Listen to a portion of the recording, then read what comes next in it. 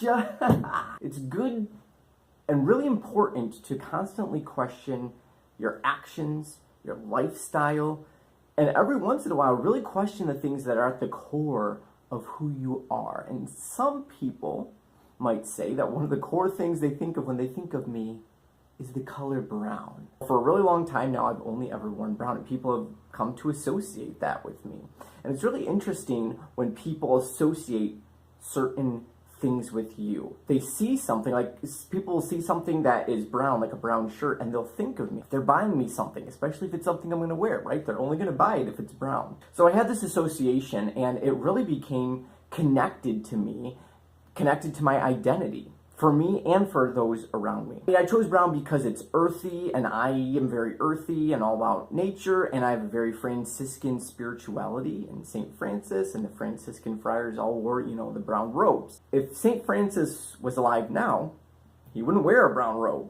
He wouldn't even necessarily wear brown, right? He wore that because that's what the poor people wore, just one plain brown robe. If he was alive now, he'd probably wear whatever the poor people wear now, which isn't really robes most of the time, at least not in the US of A. So that kind of got me thinking. I had that going on the back burner, and I've just kind of tried to reassess myself in the way I dress and the way I implement simplicity and minimalism in my life. And I was thinking about that, and I thought, you know, what if I forego the brown and instead wore what the poor people would wear now? So if it was up to me, what I would be wearing right now would be ripped up jeans and a white t-shirt. Like, that's what I thought of as just like the kind of most plain, basic, I mean, I guess they wouldn't have to be ripped up jeans, but, you know, worn jeans, white t-shirt. That's just plain basic, kind of what, you know, a person who didn't have a lot of money would wear, because I'm trying to humble myself and in a way humiliate myself as well. The problem with that is I have a wife and children, and part of my role as a husband is to not humiliate my wife and make her feel uncomfortable.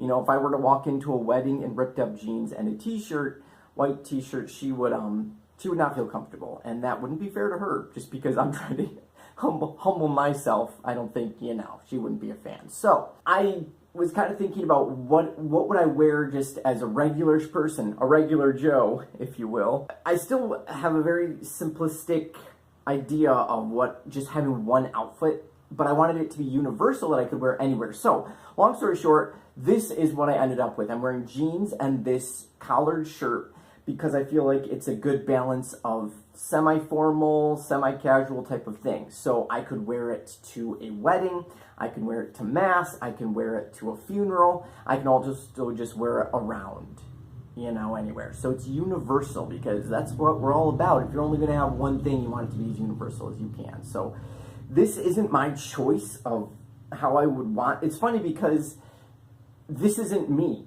Like when you look at, like when I came home, Aaron was like Aaron and the kids didn't even register, like their brains were like, who is this man? When I've been thinking about, am I going to change the way I dress? And, you know, I'm not talking about it to anyone. And suddenly I will come home and I'm like, boom, this is your new husband. I hope you like him. So think about things, question things. What are some things that people identify you with? When I was young, it was Michael Jackson, and I was obsessed with him, and he was my idol, and I loved him. And I remember bringing a friend home to my house for the first time, and he came into my room, and he's like, oh man, I was expecting like Michael Jackson posters everywhere. And that kind of shocked me because there's so much more to me than that, right? But people sometimes just associate things with you, and it becomes your identity. So when you can, it's great to let go of that.